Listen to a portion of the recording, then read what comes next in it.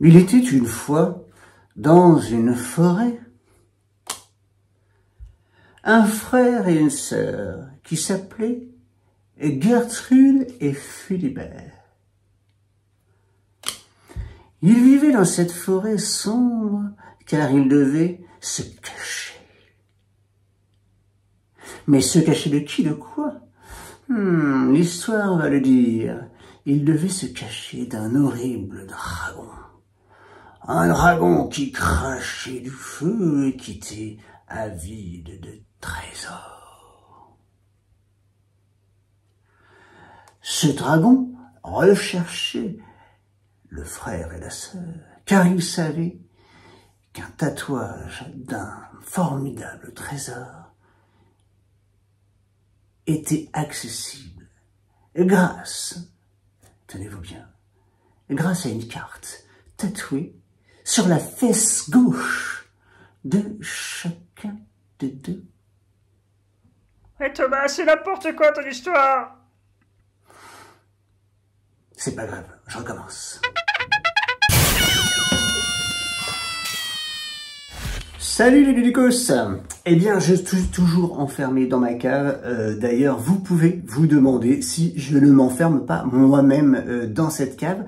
Je crois qu'il y a un terme anglais, anglophone, voilà, qui dit, voilà, c'est un espace particulier, the man cave. Et bien peut-être que je suis dans ma man cave, ça envoie. Bon, pour l'instant elle est un peu petite. J'espère que se transformera un de ces quatre en Batcave. Batcave, comme on dit en français. Certes, je vous raconte là peut-être des balivernes, mais non, nous allons parler d'un jeu qui, je vous l'avoue, j'ai failli passer à côté, clairement. Il s'agit d'Il était une fois. Alors, c'est un jeu qui a une histoire, hein, parce que c'est un très vieux jeu qui date de 1996, et je vous invite à écouter un podcast de Proxy Jeux qui dure quand même 2 heures et quelques, il me semble, mais en tout cas qui retrace toute l'historique de ce jeu, puisqu'il a été inventé par des Anglais, voilà, très fort en storytelling. D'ailleurs, c'est le nom original de ce jeu, Storytelling, et qui était publié à l'époque, en tout cas édité par Atlas Games, voilà, des concepteurs plutôt de jeux de rôle. Voilà. C'est un très vieux jeu. Donc il a changé de catalogue plusieurs fois et il est arrivé chez Asmodée en 2016, si je ne dis pas de bêtises. Pourquoi je vous parle de ce jeu aujourd'hui? Eh bien, c'est grâce à une amie à moi, Céline, je l'embrasse, voilà, qui, en fait, chez son copain, a commencé à jouer avec les enfants et ils nous ont ressorti cette boîte, un jeu, voilà, on m'a dit, j'ai trouvé ce jeu-là, faut qu'on y joue, faut qu'on y joue. Bon, je lui ai envoyé une photo, qu'est-ce que c'est que ce jeu? C'est quoi cette couverture un peu pourrave, quoi, faut dire ce qui est. Ça m'a pas donné envie du tout. Et en regardant de plus près, en cherchant un petit peu l'histoire de ce jeu, je me suis rendu compte que c'était quand même un jeu historique.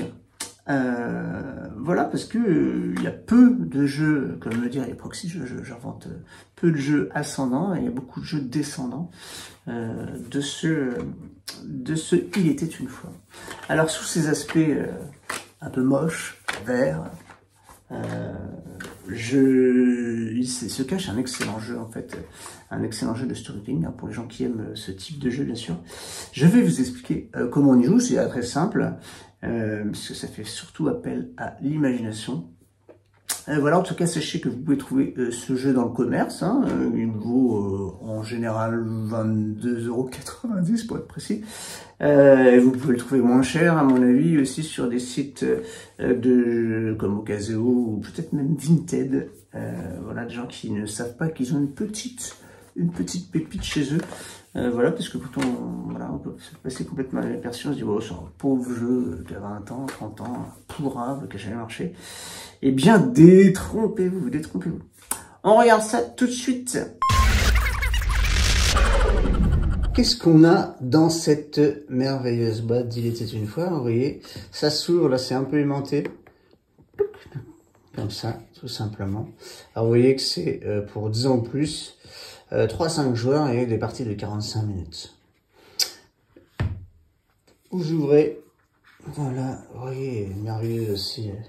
Alors je trouve que même un peu mieux cette petite illustration. Alors, je sais pas, bon ça c'est une question de goût, peu importe. Il y a un petit livret de règles, voilà, qui vous explique très rapidement comment fonctionne le jeu. Je vais vous expliquer tout ça. Donc voilà, l'appropriation au niveau règles est très rapide. Et vous avez ensuite vos cartes. Voilà. Donc vous avez à peu près, voilà, tout ça de cartes. Et je vais revenir sur les différents types de cartes et comment on joue à Il était une fois. Alors, voilà un peu les cartes qu'on a, les types de cartes que l'on a dans le jeu. Il n'y en a pas 4000.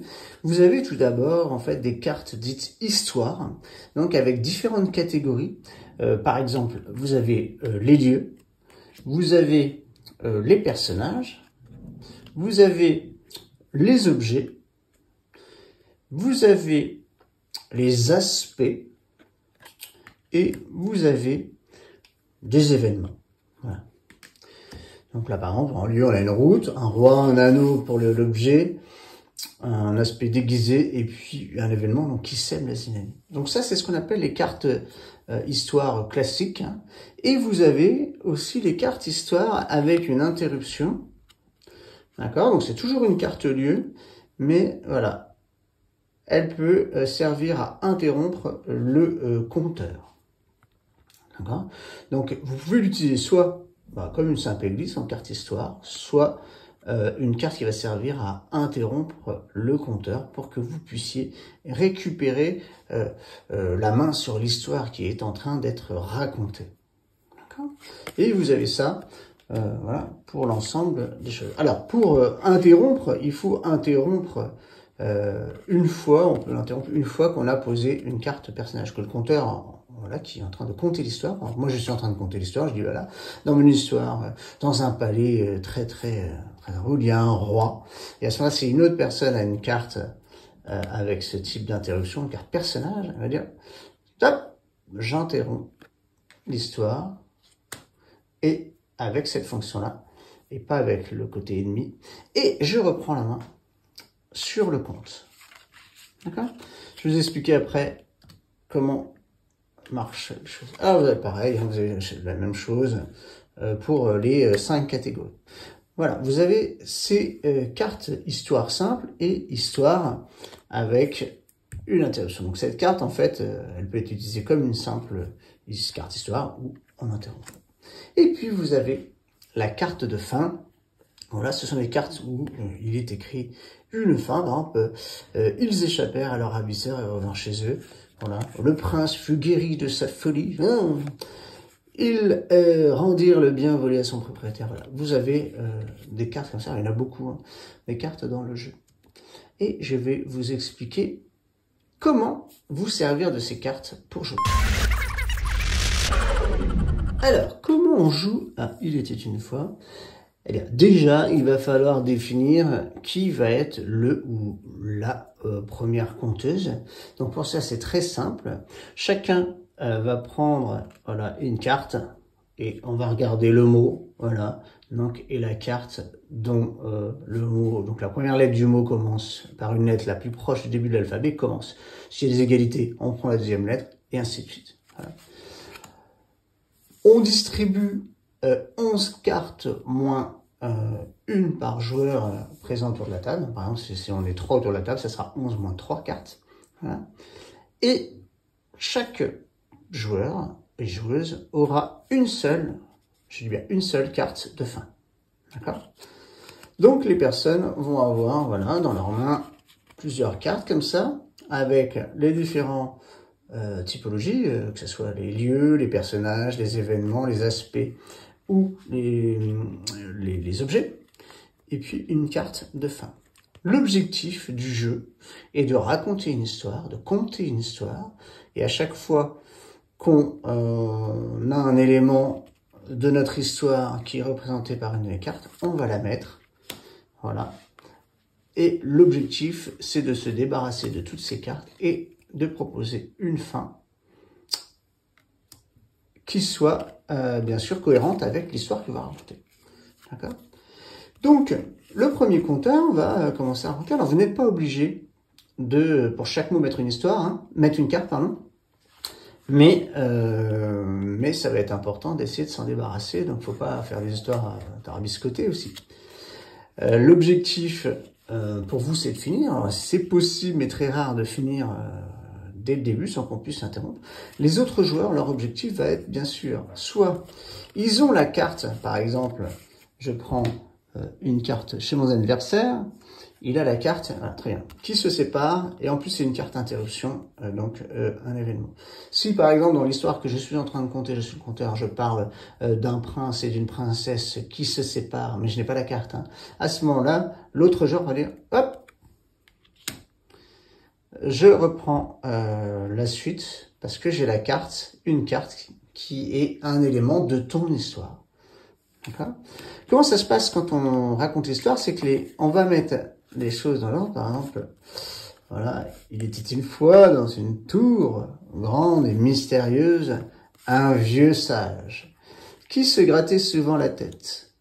Voilà, à chaque fois que je dis quelque chose, je vais poser une carte qui représente ce que je suis en train de raconter.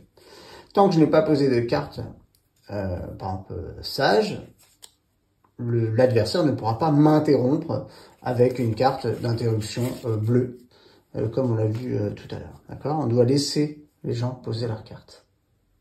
Il est possible que le conteur ou la conteuse raconte n'importe quoi, hein, et que ça soit pas cohérent.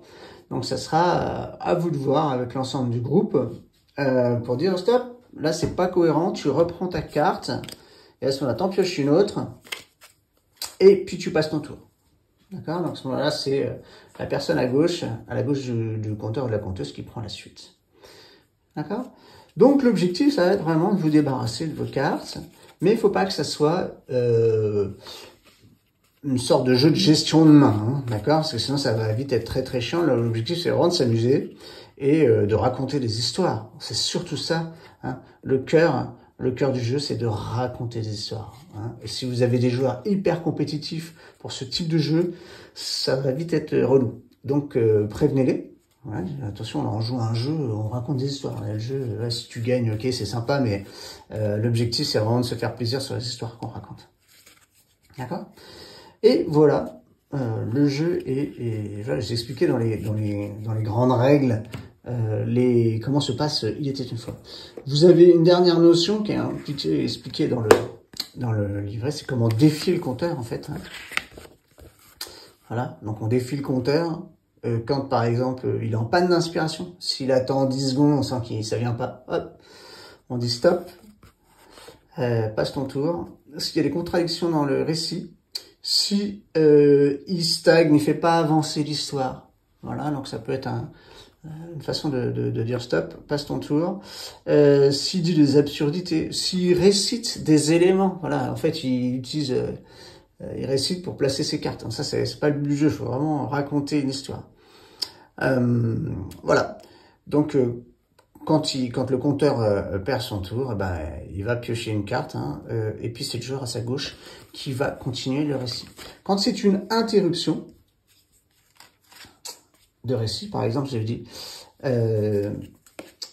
l'histoire se passe dans un village où au centre il y a une tour. Hop, non, j'interromps et je prends la suite. Il y a une tour, mais dans cette tour, enfin pas mais dans cette tour, un roi habite. Et quand il réfléchit, il est un peu perdu dans ses pensées. Je sais n'importe quoi. Voilà.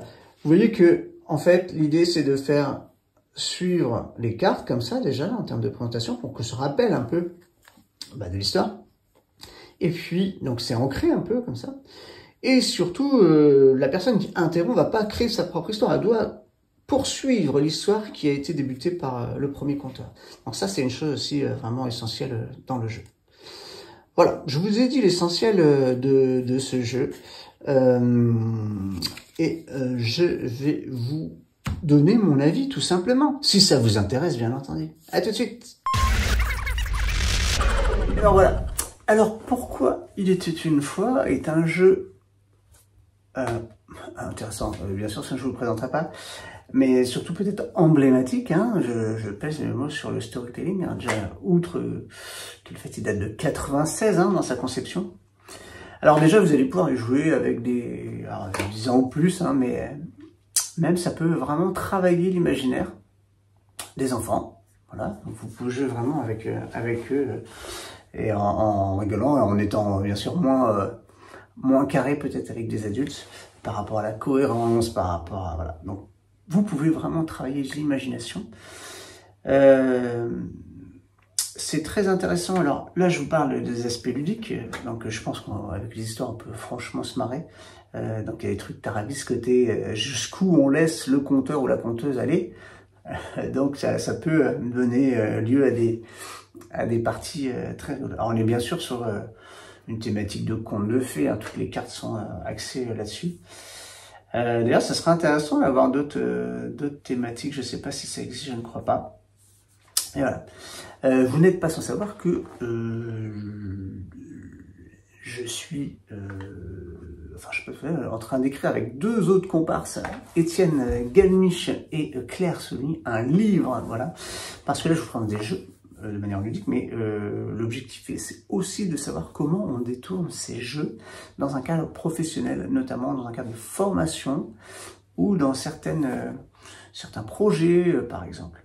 Donc, quel est l'intérêt de ce jeu dans un cadre professionnel? Alors, il y en a plusieurs. Déjà, ça peut être bien sûr de travailler la fluidité, la créativité cérébrale, on va dire, ça c'est important. Mais également peut-être dans la prise de parole. Comment je gère ma prise de parole, comment je gère peut-être l'angoisse du coup de ne pas trouver les mots. Donc finalement on arrive sur comment je gère la répartie, comment j'improvise, voilà, comment je maintiens les choses. Et puis un peu plus en profondeur, on a quand même toutes ces notions de storytelling, hein, comment j'arrive à créer un récit et à capter l'auditoire, hein, parce que si vous avez un projet et si vous devez le présenter, par exemple à des financeurs, à des gens qui vont vous aider à développer votre projet, va falloir trouver les mots justes.